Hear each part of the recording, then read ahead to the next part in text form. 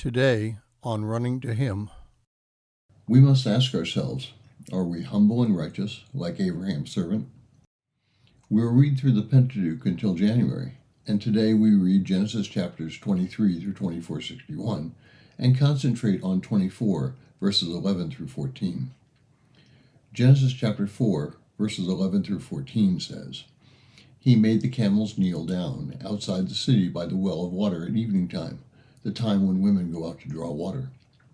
And he said, O Lord, the God of my master Abraham, please grant me success today, and show loving kindness to the master Abraham. Behold, I am standing by the spring, and the daughters of the men of this city are coming to draw out that water. Now may it be the girl to whom I say, Please let down your jar, so that I may drink, and who answers, Drink, and I will water your camels also.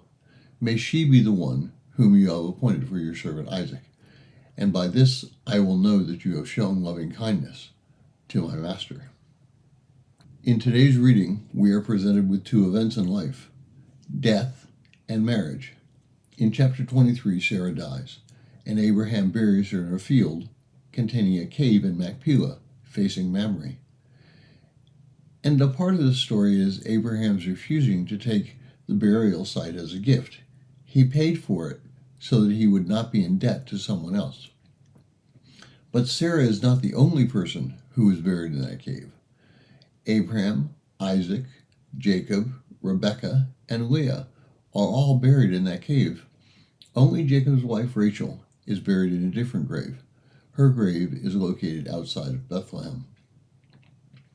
In chapter 24, Abraham tells his servant that he does not want Isaac to marry a woman who is a Canaanite. So he instructs him to go to Nahor and to find a wife from Abraham's people. The servant takes his task very seriously, and I am sure that even though we only have one of the prayers he prayed concerning his mission, the prayer we do have shows insight as how we are to approach God in prayer. Verses 12 through 14 record this prayer. And in verse 12, we notice that the servant does not ask for his success, but instead asks that God show loving kindness to his master Abraham. The servant could have asked that God show him a wife for Isaac and gave him even a greater position before Abraham. Instead, he shows his humility by asking for success, but not for himself. It was for Abraham, to whom God would show his loving kindness. Is that how we pray? Is that how we approach God? Do we come to Him seeking the best for others and not for ourselves? James chapter 1, verses 6 through 8 tells us that we must ask God in faith for what we need.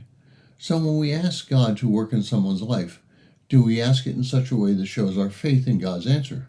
Or do we pray because it's a socially correct thing to do and we don't have the confidence to ask more firmly? Now, I'm not suggesting that we can demand things from God.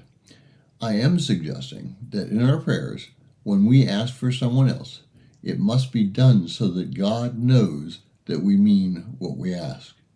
If we are asking because that's what we're supposed to do, we are not accomplishing what we say we have set out to do.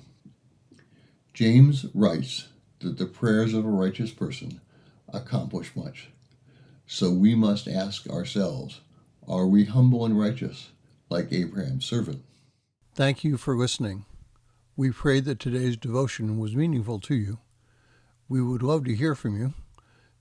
You can use either Facebook or YouTube to like, subscribe, share, and tell others about us.